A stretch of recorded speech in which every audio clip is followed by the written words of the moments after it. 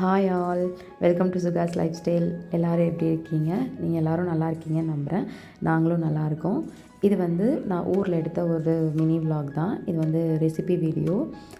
மைசூர் பாக்கு செய்கிறது எப்படி அப்படின்னு சொல்லிட்டு நான் போட்டிருக்கேன். இது ஈவினிங் டைம் அப்படிங்கிறதுனால கொஞ்சம் நேரம் வெளியில் நடந்துட்டு வரலாம் அப்படின்னு பிளான் பண்ணிவிட்டு கொஞ்சம் நேரம் நடந்துட்டு வர போயிருந்தோம். ஏன் அப்படின்னா காலையிலேருந்து நான்வெஜ் செஞ்சிட்ருந்தோம். ஸோ அதோட விலாகு கூட உங்களுக்கு நான் பின்னாடி போஸ்ட் பண்ணுறேன். இது ஈவினிங் டைமு. ஸோ இதை முடிச்சுட்டு தான் நான் மைசூர் பாக்கு செய்ய ஸ்டார்ட் பண்ணேன். அதுக்கு நீங்கள் ஃபஸ்ட்டு அடிக்கனமான பாத்திரத்தை ரெடி பண்ணிக்கோங்க. அதில் இது 3/4 கிலோ சர்க்கரை, 3/4 கிலோ போட்டுக்கோங்க.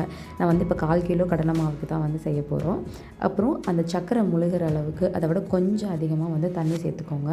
அதை நல்லா கொதிக்க வைக்கணும். பட் பாவு கன்சிஸ்டன்சி வரக்கூடாது. நல்லா கொதிக்கணும். நல்லா மிக்ஸ் பண்ணி விட்டுட்டு கொதித்ததுக்கப்புறமா கடலை மாவை சலிச்சு போடணும். அதுக்கு முன்னாடி அடுப்பை கொஞ்சம் சிம்மில் வச்சுக்கோங்க. கடலை மாவு இந்த மாதிரி நான் மேலே வச்சு எப்படி சலிச்சு போடுறேனோ அந்த மாதிரி சலிச்சு போடுங்க.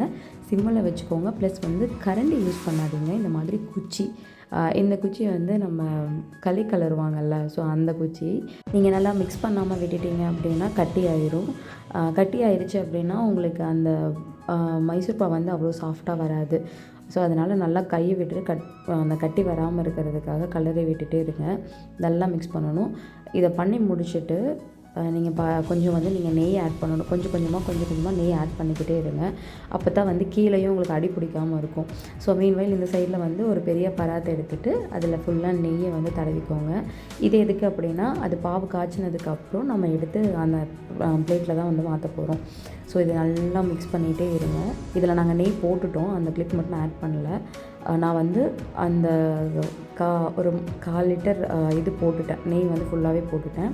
இப்போ என்ன பண்ணியிருக்கேன்னா அந்த பாவு நம்மளுக்கு அந்த கட்டி ஆகுதா அப்படின்னு செக் பண்ணுறதுக்காக கொஞ்சமாக இதில் பிளேட்டில் விட்டு பார்த்தேன். அந்த மாதிரி வரணும். உங்களுக்கு உருண்டை பிடிச்சா உருண்டை வரணும். அந்த மாதிரி இருந்தால் தான் அது கரெக்டான கன்சிஸ்டன்சின்னு அர்த்தம். ஸோ பார்த்தீங்கன்னா உங்களுக்கு தெரியும். இப்போ இந்த மாதிரி பொங்குற மாதிரி வந்துகிட்டே இருக்கும். இப்படி வந்ததுக்கப்புறம் நீங்கள் எடுத்து இதை பிளேட்டில் மாற்றிடணும். இது மாற்றினதுக்கப்புறம் தான் நமக்கு பெரிய வேலை என்னென்னா இது ஃபுல்லாக ஆற விடணும். ஒவ்வொரு டைம் என்ன ஆகும்னா மேலே ஃபுல்லாக ஆறிடும், அடியில் ஃபுல்லாக அப்படியே இருக்கும், கொஞ்சம் சூடாகவே இருக்கும். நீங்கள் கட் பண்ணும்போது கரெக்டாக பதம் வராது. அதனால் கரெக்டாக பார்த்துட்டு அதுக்கப்புறம் தான் கட் பண்ணணும். நான் பாருங்கள் ஆல்ரெடி ஒன்று கட் பண்ணிட்டேன். அதை கட் பண்ணி எனக்கு உள்ளே ஆறவே இல்லை. ஸோ கொஞ்சம் நேரம் நான் அப்படியே விட்டுட்டேன். அதுக்கப்புறமா பாருங்கள் இந்த மாதிரி தான் நான் ஃபுல்லாக கோடு போட்டுட்டு கட் பண்ணி உங்களுக்கு எடுத்து காட்டியிருக்கேன். பாருங்கள் ரொம்ப சாஃப்டாக நல்லா டேஸ்ட்டாகவே இருந்துச்சு. நீங்களும் ட்ரை பண்ணி பாருங்கள். மறக்காமல் இந்த வீடியோ எப்படி இருந்துச்சுன்னு எனக்கு கமெண்ட் பண்ணுங்கள். நிறையா பேர் வீடியோஸ் பார்க்குறீங்க பட் சப்ஸ்கிரைப் பண்ணலை. சப்ஸ்கிரைப் பண்ணிக்கோங்க. பெல் ஐக்கானையும் கிளிக் பண்ணிக்கோங்க. தேங்க்யூ ஃபார் வாட்சிங்.